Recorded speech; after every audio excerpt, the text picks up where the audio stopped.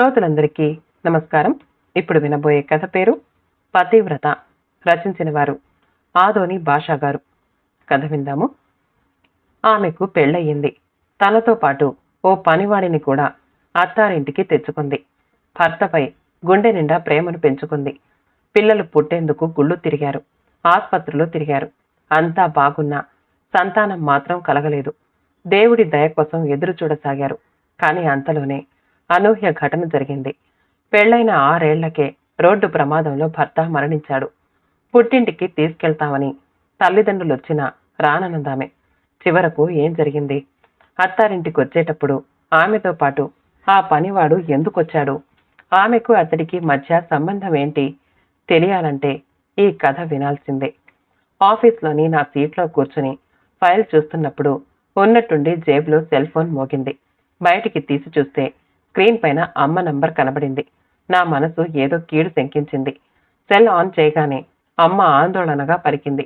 ఒరే రాజేష్, నీ వదిన మళ్ళీ ఆత్మహత్యాయత్నం చేసిందిరా. వంటింట్లోకి దూరి తలుపేసుకుని ఒంటికి నిప్పంటించుకోబోయింది. సమయానికి మన రాముడు చూసి అడ్డుకున్నాడు. సావిత్రి చీరకు నిప్పు అంటుకునేలోగా తలుపు గొళ్ళెం విరగ్గొట్టి లోపలికెళ్లి ఒంటి మీద నీళ్లు పోసి ఆర్పేశాడు. తనని అడ్డుకున్నాడనే కోపంతో సావిత్రి అప్పడాల కర్రతో రాముడి నెత్తి మీద బలంగా కొట్టింది. వాడి తల చిట్లింది. చాలా రక్తం కారింది. నేను మీ నాన్న వాడిని దేవి నర్సింగ్ హోమ్కి తీసుకెళ్తున్నాం. వాడికి రక్తం ఎక్కించాల్సి వస్తుందేమో. వాడి రక్తం నీ రక్తం ఒకే గ్రూప్ కదా. నువ్వు నేరుగా దేవి నర్సింగ్ హోమ్కి వచ్చి నీ రక్తం ఇస్తే బాగుంటుంది. అమ్మ మాటలు విని జవాబు చెప్పటానికి నాకు నోరు పెగల్లేదు. 2 ఏళ్ల క్రితం అన్నయ్య హఠాత్తుగా బైక్ ప్రమాదంలో చనిపోయాడు. అప్పటినుంచే వదిన మతి స్థిమితం కోల్పోయింది. పిచ్చిగా ప్రవర్తిస్తోంది. ఎంతమంది సైకియాట్రిస్టులకు చూపించినా, ఎన్ని కౌన్సిలింగ్లు చేసినా ఆమెలో మార్పు రాలేదు. కొన్నాళ్ల క్రితం రైలు కింద పడాలని ప్రయత్నించింది. అప్పుడు కూడా రాముడే కాపాడాడు. ఇప్పుడు కూడా ఆమెను రక్షించి ఆమె చేతిలో గాయపడ్డాడు. ఇలా 2 సార్లు వదిన్ని కాపాడిన రాముడు నిజానికి మా కుటుంబ సభ్యుడు కాదు. మా ఇంట్లో పనిచేసే నౌకరు. వదిన మతి స్థిమితం కోల్పోయినప్పటి నుంచి ఆమె కదలికల్ని గమనిస్తూ ఆమెను చిన్న పాపలా చూసుకుంటున్నాడు. ఏరా, నేను చెప్పింది విన్నావా?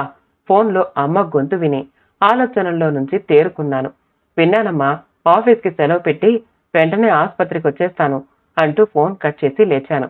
ఆఫీస్కి సెలవు పెట్టి ఆగ మేఘాల మీద నర్సింగ్ హోమ్కి చేరుకున్నాను.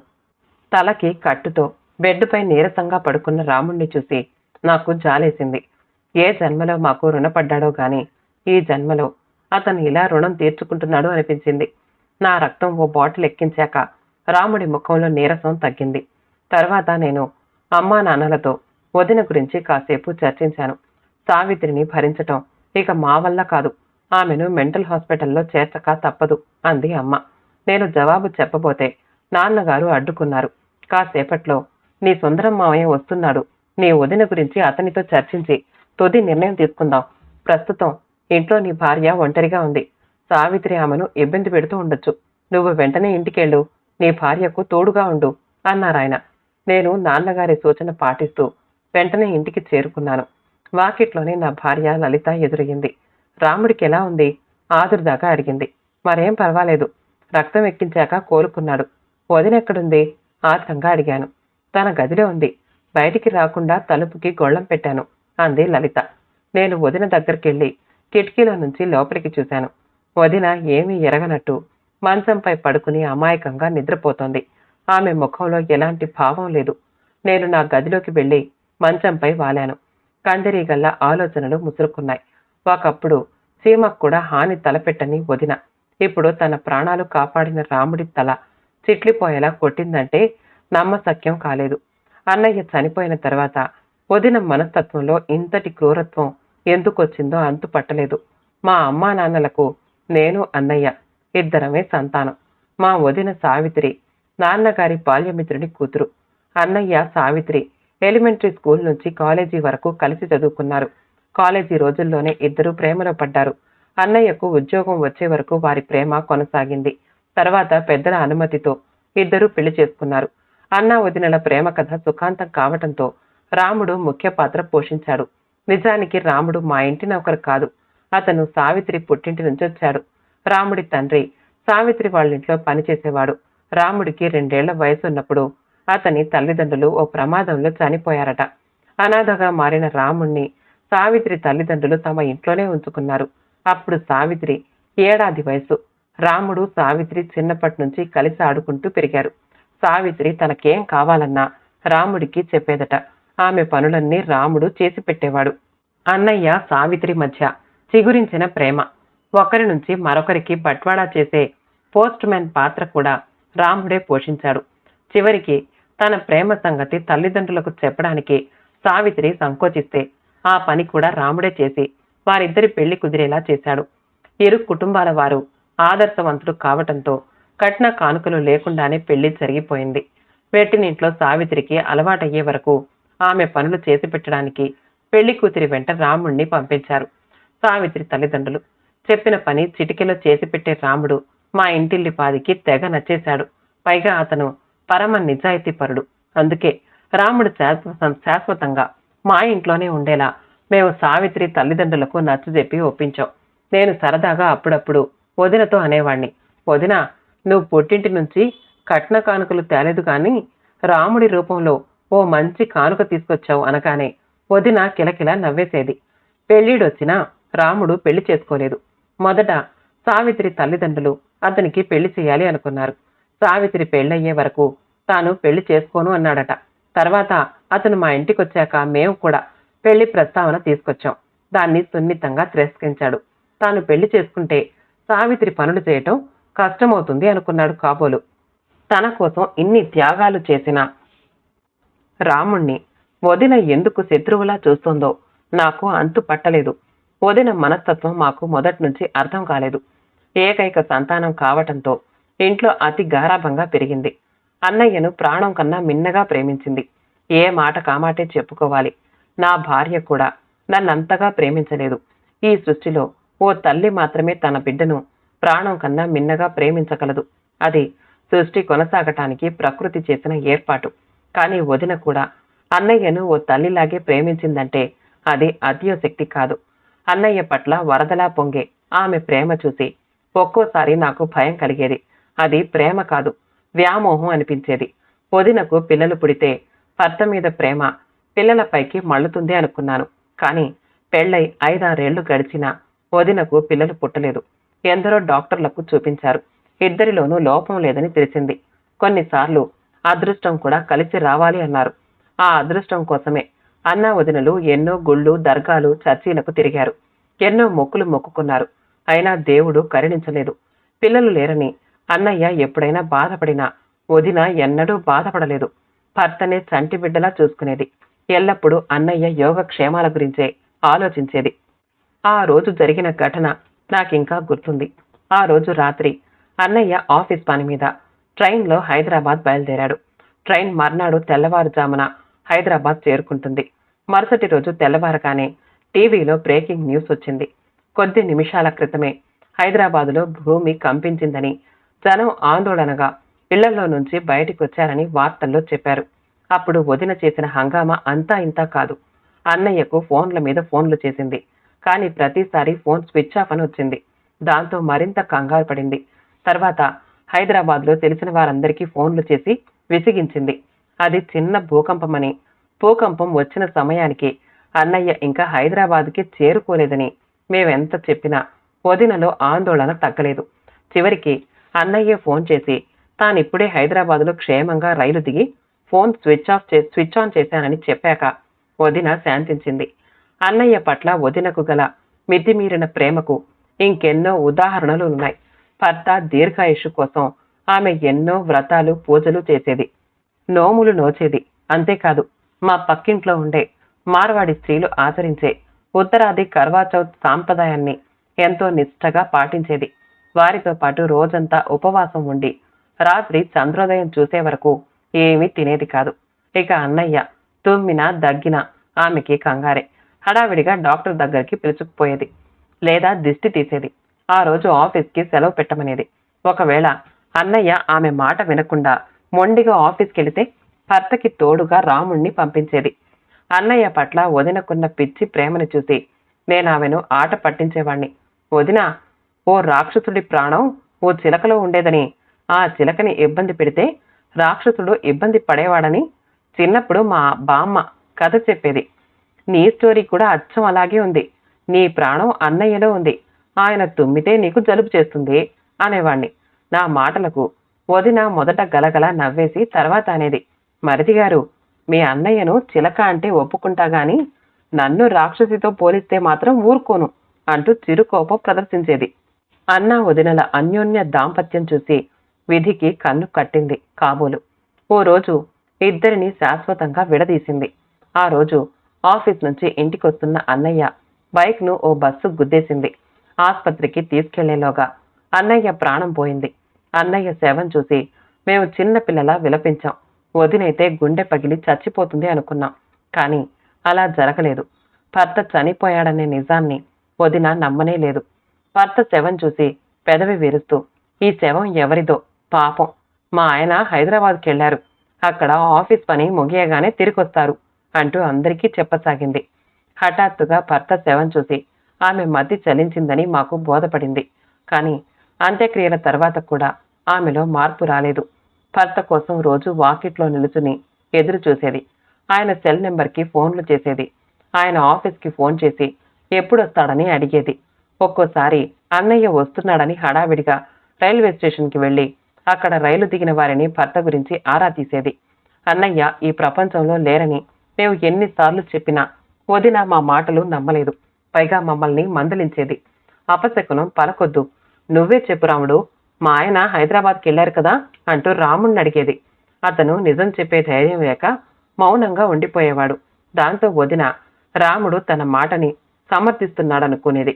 ఇలా కాదని ఓ రోజు మేము రాముణ్ణి నిలదీశాం. అప్పుడు అతను వాస్తవం చెప్పేశాడు. వదిన కోపంగా రాముడి చెంపలు ఎడాపెడా వాయించింది. తర్వాత గుండెలు అవిసిపోయేలా ఏడ్చింది. ఇప్పటికైనా ఆమె నిజం గ్రహించినందుకు ఊరట చెందాలో, లేక ఆ నిజం ఆమె గుండెల్ని బద్దలు చేసినందుకు బాధపడాలో మాకర్థం కాలేదు. కూతురు పరిస్థితి చూసి కలత చెందిన వదిన తల్లిదండ్రులు ఆమెను తమ ఇంటికి తీసుకెళ్లాలి అనుకున్నారు. కానీ వదిన ఒప్పుకోలేదు. పెళ్లి కాగానే నాకు పుట్టింటితో బంధం తెగిపోయింది. ఇప్పుడు నేను మీకు పరాయిదాన్ని, భర్త ఇల్లే నా ఇల్లు అంటూ కరాఖండిగా చెప్పేసింది. దాంతో ఆమె తల్లిదండ్రులు చేసేది లేక కూతురికి ధైర్యం చెప్పి వెళ్లిపోయారు. కాలమే వదినలో మార్పు తీసుకొస్తుంది అనుకున్నాం. కానీ ఒంటరితనం ఆమెను మరింత కృంగదీసింది. రాను రాను ఆమెలో అసహనం పెరగసాగింది. చీటికి మాటికి రాముడిపై చేసుకునేది. పిచ్చి పిచ్చిగా ప్రవర్తించేది. మేము వదినని నగరంలో పేరు పొందిన సైకియాట్రిస్టులందరికీ చూపించాం. కానీ డాక్టర్ల చికిత్స, కౌన్సిలింగ్ల వల్ల ఆమెలో మార్పు రాలేదు. కాలమే చివరికి ఆమె గాయం మాన్పుతుంది అనుకున్నాం. కానీ 2 ఏళ్లు గడిచినా ఆమె మారలేదు. పైగా పిచ్చి మరింత ముదిరింది. 2 సార్లు ఆత్మహత్య యత్నం, రాముణ్ణి తీవ్రంగా గాయపరిచిన తీరు చూశాక ఇక వదిన్ని ఇంట్లో ఉంచుకోకుండా మెంటల్ హాస్పిటల్లో చేర్పించటమే శ్రేయస్కరమని నాకనిపించింది. సుందరం మామయ్యతో కలిసి నాన్నగారు ఇంటికి రావడంతో ఆలోచనల్లో నుంచి తేరుకున్నాను. హాల్లోకొచ్చి మామయ్యను పలకరించాను. అన్నయ్య పోయినప్పుడు వచ్చిన వాడివి, ఆ తర్వాత ఇటువైపు రానేలేదు కదా మావయ్య అన్నాను. అది కాదురా, నేను ఒక చోట కుదురుగా ఉండనని నీకు తెలుసు కదా. ఈ మధ్య చార్ధాం యాత్రకెళ్ళినప్పుడు దారిలో ఓ కుటుంబంతో పరిచయం అయింది. ఆ కుటుంబంలోని వారంతా జీవితంలో విరక్తి చెంది ప్రాణత్యాగం చేయటానికే తీర్థయాత్రకొచ్చారని తెలిసింది. వారికి నచ్చజెప్పి దేవుడిచ్చిన జీవితాన్ని అర్ధాంతరంగా ముగించాలి అనుకోవటం పాపమని చెప్పి వారు ఆ ప్రయత్నం విరమించుకునేలా చేశాను. తర్వాత వారితో పాటే వాళ్ళ ఊరికెళ్ళాను. వాళ్ల సమస్యలు పరిష్కారం అయ్యే వరకు వారితోనే ఉండి మొన్ననే ఊరికి తిరిగొచ్చాను. మీ నాన్నగారు ఫోన్ చేసి సావిత్రి విషయం చెప్పగానే ఇదిగో ఇలా ఇక్కడికొచ్చేశాను. ఇక సావిత్రి సమస్య పరిష్కరించాకే వెళతాను అన్నాడు మావయ్య. మావయ్య మాటలు వినగానే నాకు కొండంత ధైర్యం వచ్చింది. ఎందుకంటే మనుషుల మనస్తత్వాల్ని ఇట్టే చదివేసి వారి సమస్యలకు తగిన పరిష్కారాలు సూచిస్తాడని మావయ్యకు మంచి పేరుంది. ఆయనది మా అమ్మగారి ఊరే. అమ్మకి సొంత తమ్ముడు కాకపోయినా చిన్నప్పటి నుంచి మేము ఆయన్ని మావయ్య అనే పిలుస్తాం. 70 ఏళ్ల వయసొచ్చిన యువకుడిలా చలాకీగా ఉంటాడు. ఆయనదొక విషాద గాథ. చిన్నప్పుడే తల్లి చనిపోవటంతో మావయ్య తండ్రి 2వ పెళ్లి చేసుకున్నాడు. సవతి తల్లి చిత్రహింసలు భరించలేక ఇంట్లో నుంచి పారిపోయాడు. చిన్న చిన్న పనులు చేస్తూ చదువుకున్నాడు. పుస్తకాల చదువుతో పాటు రకరకాల మనుషుల మనస్తత్వాల్ని చదివే కళ కూడా నేర్చుకున్నాడు. ప్రేమించిన అమ్మాయితో పెళ్లి జరగలేదు. పెళ్లి చేసుకున్న అమ్మాయి ఆయన్ని ప్రేమించలేదు. డబ్బుకి ఆశపడి మరో వ్యక్తితో లేచిపోయింది. అయినా మావయ్య కుంగిపోలేదు. ప్రపంచంలో చాలా సమస్యలకి డబ్బే కారణమని గ్రహించి కష్టపడి బాగా డబ్బు సంపాదించాడు. అప్పుడు ఎంతమంది ముందుకొచ్చినా మళ్లీ పెళ్లి చేసుకోలేదు. సంపాదించిన డబ్బుతో పేద పిల్లల్ని చదివిస్తున్నాడు. నిరుద్యోగులకు జీవనోపాధి కల్పిస్తున్నాడు. ఆడపిల్లల పెళ్లిళ్లకు సాయం అందిస్తున్నాడు. పైగా ఊర్లో ఎవరికి ఏ సమస్య వచ్చినా మావయ్య తన జీవిత అనుభవంతో ఆ సమస్యకు చక్కటి పరిష్కారం సూచిస్తాడు. ఆయన సలహాలు పాటించిన వారంతా కలహాలు మానేసి హాయిగా జీవిస్తున్నారు. ఇప్పుడు వదిన సమస్య కూడా మావయ్య తీర్చగలడని నాకు గట్టి నమ్మకముంది. తర్వాత మావయ్య వదిన గురించి అడిగితే అన్నీ వివరంగా చెప్పాను. వదిన బాల్యం, యవ్వనం, ప్రేమ, పెళ్లి గురించి చెప్పి అన్నయ్యను ఆమె ఎంత పిచ్చిగా ప్రేమించిందో ఉదాహరణంగా వివరించాను. వదిన ఆత్మహత్యాయత్నం చేయటం ఇది రెండోసారి. ఇప్పుడు ఆమెను ఇంట్లో ఉంచుకోవాలంటే భయమేస్తోంది. మెంటల్ హాస్పిటల్లో చేర్చాలి అనిపిస్తోంది అన్నాను. స్త్రీ మనసును అర్థం చేసుకోవటం కష్టం. చాలా మంది స్త్రీలు పురుషుల కన్నా భిన్నంగా ఆలోచిస్తారు. పురుషులు అన్ని విషయాలకు సమాన ప్రాధాన్యమిస్తే స్త్రీలు కుటుంబానికే ఎక్కువ విలువ ఇస్తారు. తల్లిదండ్రులు, తోబుట్టువులు, భర్త లేదా సంతానం ఇదే వారి ప్రపంచం. కొందరు స్త్రీలైతే ఒకే వ్యక్తి చుట్టూ తమ ప్రపంచాన్ని నిర్మించుకుంటారు. సావిత్రి ఆ కోవకు చెందిన స్త్రీ. భర్తనే సర్వస్వంగా భావించింది. భర్త లేని జీవితం ఆమెకు శూన్యంగా కనిపిస్తోంది. అందుకే వింతగా ప్రవర్తిస్తోంది. సావిత్రి లాంటి స్త్రీలు అక్కడక్కడా కనిపిస్తూ ఉంటారు. చనిపోయిన తల్లి శవాన్ని ఇంట్లోనే ఉంచుకున్న కూతురు. బిడ్డ చనిపోతే బిడ్డ బొమ్మనే బిడ్డగా భావిస్తూ దానితోనే మాట్లాడుతూ జీవించే తల్లి. ఇలాంటి వ్యక్తుల గురించి పేపర్లో వార్తలు వస్తూ ఉంటాయి. వారందరినీ పిచ్చాసుపత్రిలో చేర్చాలి అనుకుంటే ఈ ప్రపంచంలో ఉన్న ఆసుపత్రులు చాలవు అన్నాడు మావయ్య. మరైతే వదిన సమస్యకు పరిష్కారం ఏమిటి మావయ్య? కాస్త అసహనంగా అడిగాను. ఈ ప్రపంచంలో పరిష్కారం లేని సమస్య అంటూ ఉండదు. కాకపోతే పరిష్కారం కోసం చిత్తశుద్ధితో ప్రయత్నించాలి. శారీరక సమస్యల విషయంలో అందరికీ ఒకే మందు పనిచేస్తుంది. కానీ మానసిక సమస్యలకి వ్యక్తి మనస్తత్వాన్ని బట్టి మందు అంటే పరిష్కారం మారుతుంది. సావిత్రి సమస్య పరిష్కరించాలంటే ముందుగా ఆమె మానసిక స్థితిని అధ్యయనం చెయ్యాలి. అందుకు కొంత సమయం పడుతుంది. అంతవరకు నేను మీ ఇంట్లోనే ఉంటాను అన్నాడు మావయ్య. మావయ్య ఆ రోజు నుంచే తన కార్యాచరణ మొదలుపెట్టాడు. ముందుగా ఆయన చేసిన పని వదిన గదిని మార్పించటం. అన్నయ్య గదిలోనే ఉంటే పాత జ్ఞాపకాలు వేధిస్తాయని ఆమెను వేరే గదికి మార్పించాడు. తర్వాత హాల్లో ఉన్న అన్నయ్య ఫోటోతో పాటు అన్నయ్యను గుర్తుకు తెచ్చే వస్తువుల్ని వదినకు కనబడకుండా దాచేశాడు. వాటి గురించి వదిన అడిగితే ఏదో ఒకటి సర్ది చెప్పేవాడు. రోజు వదినతో కబుర్లు చెప్తూ ఆమెతో చనువు పెంచుకున్నాడు. ఆమె కోపడినా తను శాంతంగా మాట్లాడేవాడు. వదిన్ని ఖాళీగా కూర్చొనివ్వకుండా ఆమె చేత ఏదో ఒక పని చేయించేవాడు. భర్త పోయాక దేవునిపై నమ్మకం కోల్పోయి గుడికెళ్లటం మానేసిన వదినకు చాలా రోజుల పాటు పలు విధాలుగా నచ్చజెప్పి రోజు గుడికెళ్లేలా ఆమెలో మార్పు తీసుకొచ్చాడు. ఆమె వెంట రాముణ్ణి పంపేవాడు. అప్పుడప్పుడు తాను కూడా వెళ్లేవాడు. వదినతో ఏకాంతంగా గంటల తరబడి మాట్లాడుతూ ఉండేవాడు. ఇలా కొంతకాలం గడిచాక మామయ్య ఓ రోజు నన్ను, అమ్మా నాన్నల్ని తన గదికి పిలిచి మాట్లాడాడు. సావిత్రి సమస్య ఏమిటో దాదాపుగా నాకు అర్థమైంది. ఇప్పుడు ఆమె మామూలు మనిషి కావాలంటే ఒక్కటే మార్గం కనిపిస్తోంది అన్నాడు. ఏమిటా మార్గం? నాన్నగారు ఆత్రంగా అడిగారు. సావిత్రికి రెండో పెళ్లి చేయటం నింపాదిగా అన్నాడు మామయ్య. ఆ మాట విని అందరం ఉలిక్కిపడ్డాం. నాన్నగారికి కోపం వచ్చింది. నీకేమైనా పిచ్చి పట్టిందా సుందరం? సావిత్రి రెండో పెళ్లికి ఎలా ఒప్పుకుంటుంది? ఆమె మహాపతివ్రత. ఆమె పాతకాలంలో పుట్టి ఉంటే భర్త పోగానే చితిలో దూకి సతీ సహగమనానికి పాల్పడి ఉండేది. అలాంటి పతివ్రత మరో వ్యక్తిని భర్తగా స్వీకరిస్తుందా? మావయ్యను నిలదీశారు నాన్న. అది కాదు బావా, మీరంతా సావిత్రి మానసిక రూపాన్నే చూస్తున్నారు. ఆమెకు మనసుతో పాటు ఓ శరీరం కూడా ఉందనే నిజం గుర్తించటం లేదు. మనసుతో నిమిత్తం లేకుండా ఆమె శరీరం తన పని తాను చేసుకుపోతోంది. ఈ వయసులో సహజంగా శరీరంలో విడుదలయ్యే కోరికల హార్మోన్లు ఆమెను అశాంతికి, అసహనానికి గురి చేస్తున్నాయి. కానీ మీరంతా ఆమెను సతీ సావిత్రి, సతీ అనసూయ లాంటి బిరుదులిచ్చి కోరికల్ని ఆమె తనలోనే బలవంతంగా అణుచుకునేలా చేస్తున్నారు. భర్త పట్ల ఆమె ప్రేమ గొప్పదే కావచ్చు, కానీ భర్త జీవించున్నప్పుడే ఆ ప్రేమకు అర్థం ఉంటుంది. భర్త లేనప్పుడు ఆ ప్రేమ వల్ల ఎవరికీ మేలు జరగదు. పోయిన వ్యక్తి కోసం జీవించి ఉన్న వ్యక్తి జీవత్సంలా బతకటం అన్యాయం. ఇది ఓ సతీ సహగమనంతో సమానమే. సావిత్రి తన కోరికల్ని అణుచుకుంటూ తనను తాను శిక్షించుకుంటోంది. పరోక్షంగా మిమ్మల్ని శిక్షిస్తోంది. ఆమె మనసుతో పాటు శరీరానికి న్యాయం జరగాలి. ఆమె పెళ్లితోనే అది సాధ్యం. అప్పుడే ఆమె మామూలు మనిషి అవుతుంది అన్నాడు మావయ్య. నువ్వు చెప్పింది సమంజసమే కావచ్చు, కాని సావిత్రి పెళ్లికి ఒప్పుకుంటుందా? అమ్మ అడిగింది. ఆమె ఒప్పుకోదని నాకు తెలుసు. అయినా మనం ఒప్పించే ప్రయత్నం చేయాలి.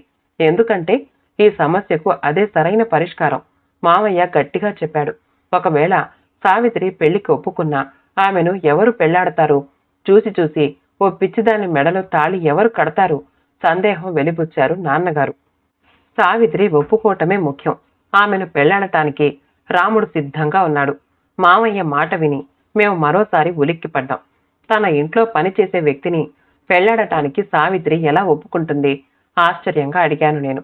మన దృష్టిలో రాముడొక పనివాడు, కానీ సావిత్రి దృష్టిలో అతనొక స్నేహితుడు. ఎందుకంటే చిన్నప్పటి నుంచి ఇద్దరూ కలిసి ఆడుకుంటూ పెరిగారు. ఊహ తెలిసినప్పటి నుంచి రాముడు సావిత్రిని మనసులోనే ఆరాధిస్తున్నాడు. ఆమె ఆనందాన్ని తనే ఆనందంగా భావిస్తున్నాడు.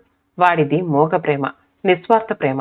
సావిత్రి కళ్లల్లో ఆనందం చూడ్డానికే ఆమె ఇష్టపడిన వ్యక్తితో ఆమె పెళ్లి జరిగేలా కృషి చేశాడు. ఇప్పుడు కష్టాల్లో ఉన్న సావిత్రిని కంటికి రెప్పలా చూసుకుంటున్నాడు. అలాంటి వ్యక్తి భర్తగా దొరికితే సావిత్రి జీవితం మారిపోతుంది. ఈ నిజాన్ని సావిత్రి గ్రహించేలా మనం చేయగలిగితే ఈ పెళ్లికి ఆమె సానుకూలంగా స్పందిస్తుందని నా నమ్మకం, ఆత్మవిశ్వాసంతో చెప్పాడు మావయ్య. మావయ్య మాటలు మనల్ని ఆలోచనల్లో పడేశాయి. ముందుగా అమ్మ నోరు విప్పింది. నువ్వు చెప్పింది నిజమేరా సుందరం. పోయినా మా వాడు ఎలాగూ తిరిగిరాడు. కనీసం వాడు ప్రేమించిన సావిత్రినైనా మనం కాపాడుకోవాలి. సావిత్రిని ప్రాణంలా చూసుకునే రాముడితోనే ఆమె పెళ్లి జరుపుతాం. అప్పుడే సావిత్రి జీవితం బాగుపడుతుంది. మా వాడి ఆత్మకు శాంతి లభిస్తుంది, ఉద్వేగంగా పలికింది. అమ్మ మాటల్ని నాతో పాటు నాన్నగారు కూడా సమర్థించారు. ఈ విషయంలో సావిత్రి తల్లిదండ్రుల అభిప్రాయం కూడా తెలుసుకోండి, మామయ్య సూచించాడు. నాన్నగారు వెంటనే వదిన వాళ్ల నాన్నకి ఫోన్ చేసి మాట్లాడాడు. విషయమంతా విన్న తర్వాత ఆయన సానుకూలంగా స్పందించారు. ఒరేయ్, పెళ్లి కాగానే సావిత్రి మాకు పరాయి అయిపోయింది. ఇప్పుడు ఆమె నీ బిడ్డ. ఆమె మంచి చెడులు నిర్ణయించే హక్కు నీకే ఉంది. ఆమె భవిష్యత్తు గురించి నువ్వు ఏ నిర్ణయం తీసుకున్నా నేను వ్యతిరేకించను, భావోద్వేగంతో పలికారాయన. అందరం ఏకాభిప్రాయానికి వచ్చిన తర్వాత వదిన్ని రెండో పెళ్లికి ఒప్పించే బాధ్యత కూడా మామయ్యకే అప్పగించాం. ఆయన వెంటనే కార్యాచరణలోకి దిగాడు.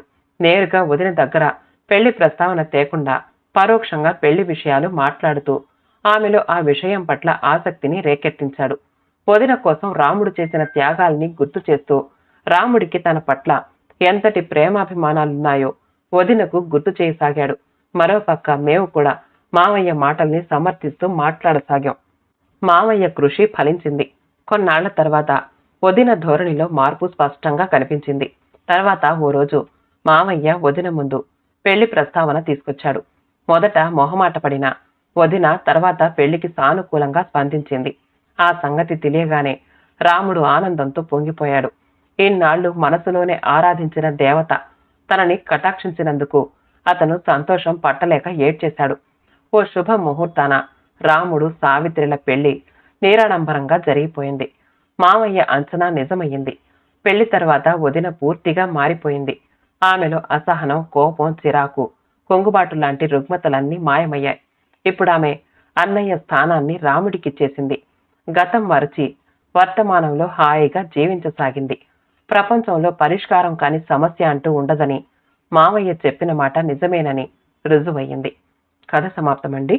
కథ నచ్చితే మా ఛానల్ని లైక్ చేయండి, షేర్ చేయండి, సబ్స్క్రైబ్ చేసుకోండి. మళ్ళీ కలుద్దాం ఇంకో మంచి కథతో.